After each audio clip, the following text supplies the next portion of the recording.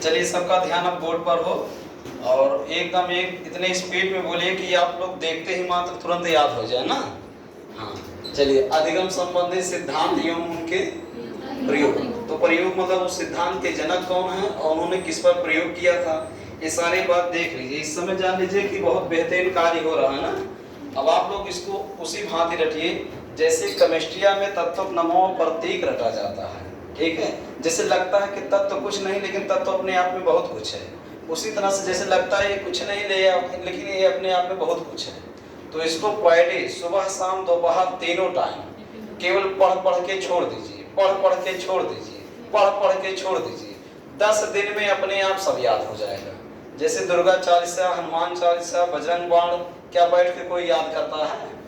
बस पढ़ते हैं, पढ़ते हैं, पर डे देख पढ़ते हैं, तो 10-12 दिन में आपको सब याद हो जाता है।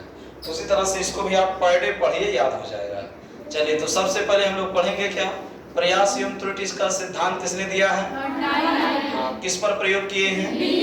बिल्ली पर। दूसरा, क्रिया प्रसूत अनुबंध सिद्धांत किसने दिया है? किस पर प्रयोग किए हैं? अगला, क्रिया प्रसूत अधिगम का सिद्धांत किसने दिया है? हाँ, देखिए, ये अनुबंधन सिद्धांत, एक क्या है? अधिगम सिद्धांत। तो दोनों को किसने दिया है? तो अधिगम का प्रयोग किस पर हुआ है और अनुबंधन सिद्धांत का प्रयोग किस पर हुआ? इस चीज को ध्यान में रखे रहिएगा। आगे, सूझ का सिद्धांत और हाँ किस पर किए हैं? अच्छा, शास्त्रीय अनुबंध सिद्धांत का प्रयोग किस पर किए हैं? चलिए, फिर से आप बताएंगे। प्रयास एवं त्रुटि का सिद्धांत, अच्छा, क्रिया प्रसूत अनुबंध सिद्धांत, अच्छा, क्रिया प्रसूत अधिगम का सिद्धांत, अच्छा, सुझाव का सिद्धांत, अच्छा, सूझ लिखा ना, शास्त्रीय अनुबंध का सिद्धांत। चलिए, फिर से बताइए। प्रयास एवं त्रुटि का सिद्धांत, क्रिया प्रसूत अनुबंधन सिद्धांत, क्रिया प्रसूत अधिगम का सिद्धांत, सूझ का सिद्धांत,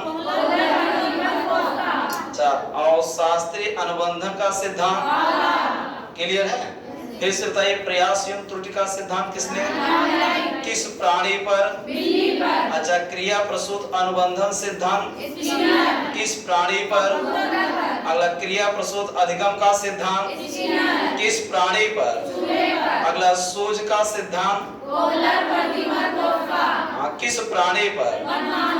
अच्छा, अगला, शास्त्रीय अनुबंधन का सिद्धांत किस प्राणी पर? अच्छा, कुछ इसमें से याद हुआ कि नहीं याद हुआ? बस एक आध बार आप लोग घर पे देखते रहिए ताकि इसमें उसमें ना हो पाए ना। बस लेकिन रेगुलर देखना आवश्यक है। अगर रेगुलर नहीं देखें तब तो जान जाओ कि हमें को हमें हो जाएगा। ठीक, अगला बताएंगे क्षेत्रीय अधिगम का सिद्धांत।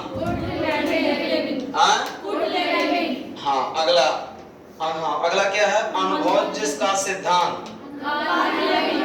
अच्छा, सामाजिक अधिगम का सिद्धांत। अच्छा, संकेत उद्देश्य सिद्धांत, अधिगम सोपान सिद्धांत, मानवता अधिगम सिद्धांत, संरचनात्मक अधिगम सिद्धांत।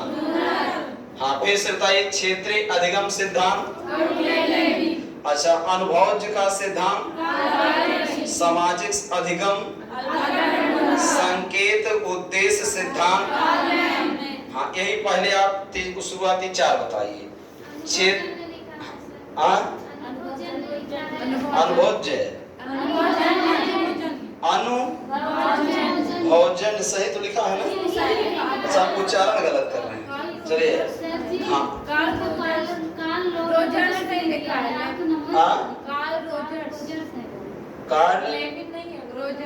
यहाँ तो अब तक सोच रहे हो।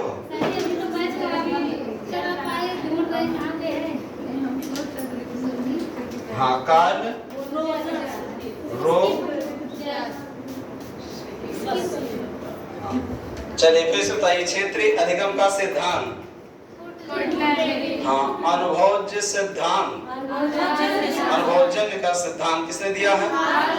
सामाजिक अधिगम सिद्धांत, संकेत उद्देश्य सिद्धांत, अधिगम सोपान सिद्धांत, मानवता अधिगम सिद्धांत, संरचनात्मक अधिगम सिद्धांत। चलिए फिर से बताइए आप लोग। हाँ, क्षेत्रीय अधिगम का सिद्धांत, हाँ,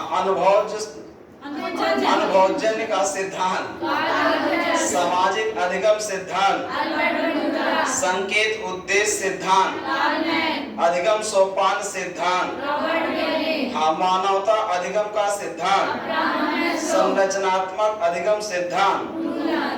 क्लियर है? चलिए आगे आइए। हाँ, तो इसको इतने में पढ़िएगा।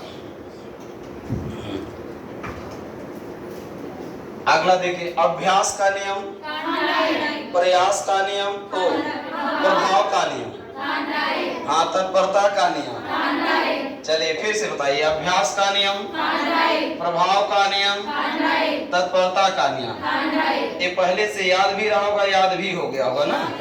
चलिए अगला देखिए, मानसिक शक्ति का सिद्धांत। फिर से बताइए, मानसिक शक्ति का सिद्धांत, समतत्व सिद्धांत, अवयवीय सिद्धांत। चलिए इतने तीनों फिर से बताएंगे आप लोग। मानसिक शक्ति का सिद्धांत, समतत्व सिद्धांत, अवयवी सिद्धांत। फिर से बताइए, मानसिक शक्ति सिद्धांत, समतत्व सिद्धांत, अवयवी सिद्धांत। फिर से बताइए, मानसिक शक्ति का सिद्धांत, समतत्व सिद्धांत, अवयवीय सिद्धांत। कुछ क्लियर हुआ? चलिए फिर से बोलिएगा, द्वैतत्व सिद्धांत, हाँ, मूल्यों का सिद्धांत, हाँ, सामान्यीकरण का सिद्धांत। फिर से बताइए, द्वैतत्व सिद्धांत, हाँ, मूल्यों का सिद्धांत, सामान्यीकरण का सिद्धांत। चलिए शुरू से ध्यान से देखिए सब लोग। हाँ, अब की बार एकदम ध्यान, बिना देखे बताएंगे कि देख के बताएंगे? बिना देखे बताएंगे। वाह भाई, आप लोग के सामने विवेकानंद फेल। हाँ, विवेकानंद एक बार जो पढ़ लेते थे भूलता नहीं था। क्यों नहीं भूलता था? क्योंकि उनके जो रक्त नलिकाएं थी, सभी रक्त नलिकाओं में रक्त का सर्कुलेशन बहुत अच्छा से होता था और अपने आप को एकाग्रचित कर लेते थे। हाँ, तो एकाग्रचित करने के लिए योगा करना पड़ता है।